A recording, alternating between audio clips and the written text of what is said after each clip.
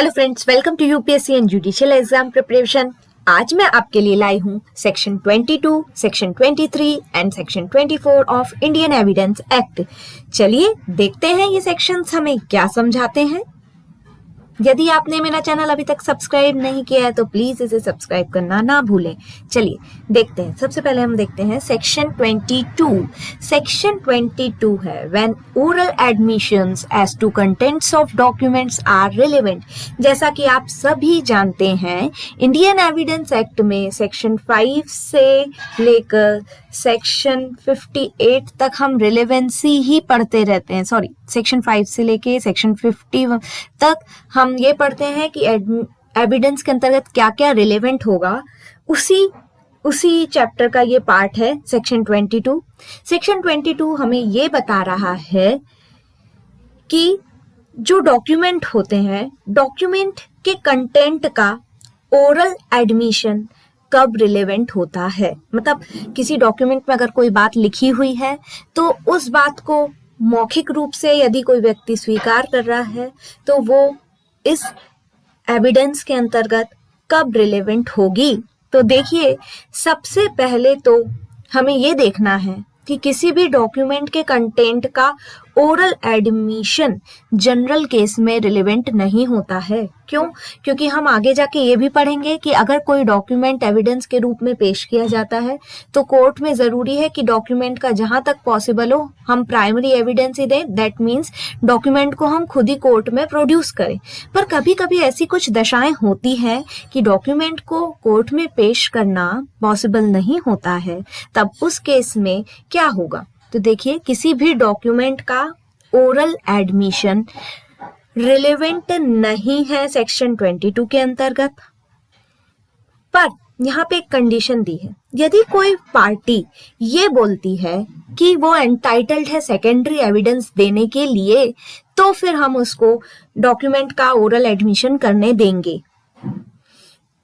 अब कोई भी पार्टी सेकेंडरी एविडेंस के लिए कब एंटाइटल्ड होगी, इसके क्लॉजेस भी आगे जाके हम जब 61 से स्टार्ट करेंगे पढ़ना प्राइमरी और सेकेंडरी एविडेंस के बारे में, तब मैं इसके भी वीडियो डालूंगी।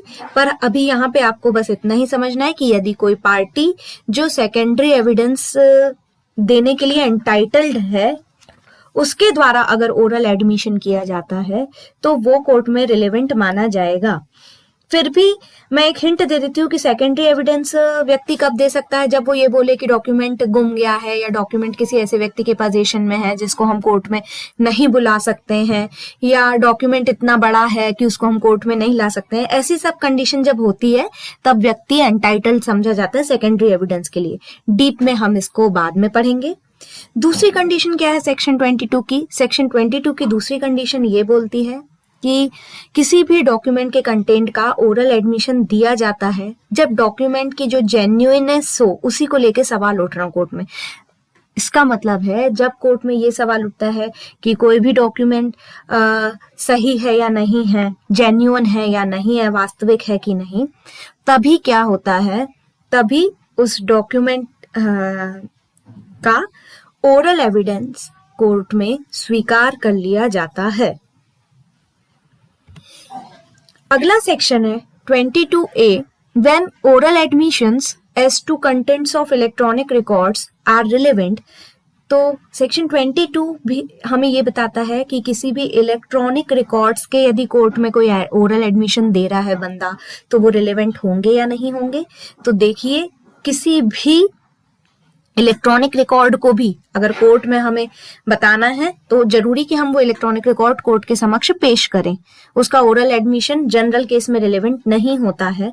पर यदि उस इलेक्ट्रॉनिक रिकॉर्ड की वास्तविकता से ही रिलेटेड कोई क्वेश्चन उठ रहा है कि वो इलेक्ट्रॉनिक रिकॉर्ड रियल है या नहीं है, उसकी जेन्युइननेस ही अगर क्वेश्चन में रहती है, तो फिर हम उस इलेक्ट्रॉनिक रिकॉर्ड के ओरल एडमिशन को रिलेवेंट मान लेते हैं, सिर्फ और सिर्फ जब उसकी जेन्युइननेस से रिलेटेड क्वेश्चन कोर्ट में अराइज हो रहा हो तब। आगे चलते हैं। आगे है सेक्शन 23। सेक्शन 23 हमें बताता है admissions in civil cases when relevant. तो देखिए फ्रेंड्स, जनरली सिविल केसेस में कोई भी एडमिशन रिलेवेंट नहीं होता है। यदि पार्टीज ने एक एक्सप्रेस कंडीशन लगा दी हो कि भाई इस बात का एविडेंस नहीं दिया जाएगा तब, या फिर कोर्ट उस केस के जो सर्कमस्टेंसेस हैं उनको देख के ये अनुमान लगाए कि जो पार्टियां हैं उनने ये एग्रीमेंट किया होगा कि इस बात का एविडेंस कोर्ट में नहीं देंगे, तब इन दोनों ही कंडीशन में कोई भी एडमिशन सिविल केस में रिलेवेंट नहीं होगा। ये बहुत ही ध्यान देने वाली बात है कि यहाँ पे सिर्फ और सिर्फ सिविल केस की बात हो रही है। और कंडीशन क्या है? दो ही कंडीशन दी हुई हैं। पहला तो ये कि जो पार्टी है उसने जो पार्टीज हैं उनने एक्सप्रेसली ये डिसाइड कर लिया है एक्सप्रेस कंडीशन में कि भाई अगर मान लीजिए सिविल केस मतलब कॉन्ट्रैक्ट के अंदर अगर केस है कोई ऐसा जिसमें हमने कॉन्ट्रैक्ट करते समय डिसाइड कर लिया कि हम इसका एविडेंस कोर्ट में नहीं देंगे, तो उस बात का फिर एडमिशन कोर्ट में रिलेवेंट नहीं माना जाएगा। और दूसरा क्या कंडीशन है कि जब कोर्ट ये अनुमान लगाता है कि पार्टियां एग्री हो गई होंगी कि वो इस बात का कोर्ट में एडमिशन नहीं देंगी, तब भी एडमिशन सिविल केस में नहीं दिया जाता है। एक्सप्लेनेशन इसका क्या बताता है? किसी भी बैरिस्टर, प्लीडर, अटॉर्नी या वकील को अगर सेक्शन 126 के अंतर्गत एविडेंस देने के लिए कंपेल किया जा सकता हो तो उस पर सेक्शन 23 की बातें लागू नहीं होंगी। जब हम सेक्शन 126 से समझेंगे तो हमें बहुत अच्छे से समझ में आ जाएगा कि कोई भी बैरिस्टर है, प्लीडर है, अटॉर्नी है या वकील है और उसको यदि कोई बात उसके एम्प्लॉयमेंट हो जाने के बाद क्लाइंट ने उसको अपॉइंट कर लिया है और उसके बाद जाके यदि क्लाइंट कोई ऑफेंस करता है तो बैरिस्टर, प्लीडर, वकील कोर्ट में उसका एडमिशन कर सकता है। तो यदि ऐसी दशा हो रही है तब फिर हम सेक्शन 23 को लागू नहीं करते हैं, मतलब तब सिविल केस में भी एडमिशन रिलेवेंट हो सकता है। ठीक है, आगे हम चलते हैं, आगे देखते हैं सेक्शन 24। सेक्शन 24 हमें बताता है confession caused by inducement, threat और promise when irrelevant in criminal proceeding. तो देखिए फ्रेंड्स, हमें यहाँ देखना है कि कोई भी कन्फेशन जो एक्यूज्ड ने किया है क्रिमिनल प्रोसीडिंग में वो इररिलेवेंट होगा। कब? यदि ऐसा कन्फेशन वो व्यक्ति क्यों कर रहा है? क्योंकि उसे इंड्यूस किया गया है, या उस व्यक्ति को धमकी दी गई है, या उस व्यक्ति को कोई प्रॉमिस किया गया है कि हम तुम्हारी ये बात किसी को नहीं बताएंगे और फिर हमने उससे वो बात निकलवा ली है। और ये इंड्यूसमेंट, थ्रेट और प्रॉमिस किया किसने है? वो पर्सन ऐसा इंड्यूसमेंट, थ्रेट और प्रॉमिस कर रहा है जो अथॉरिटी में है। जैसे कि अगर मान लीजिए पुलिस कोई व्यक्ति कस्टडी में, तो उसके अथॉरिटी में पुलिस है और पुलिस यदि इंड्यूसमेंट, थ्रेट और प्रॉमिस कर रही है कैदी के साथ में और फिर वो व्यक्ति कोई कन्फेशन कर रहा है कोर्ट में उस डर से, तो फिर ऐसे कन्फेशन को कोर्ट में स्वीकार नहीं किया जाता। और यदि कोर्ट को ऐसा लग भी रहा है कि ये व्यक्ति ऐसे ये पर्सन जो एक्यूज्ड है वो किसी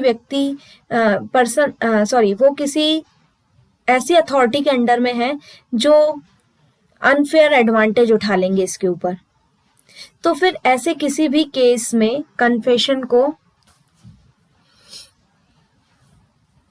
रिलेवेंट नहीं मानते हैं। ठीक है,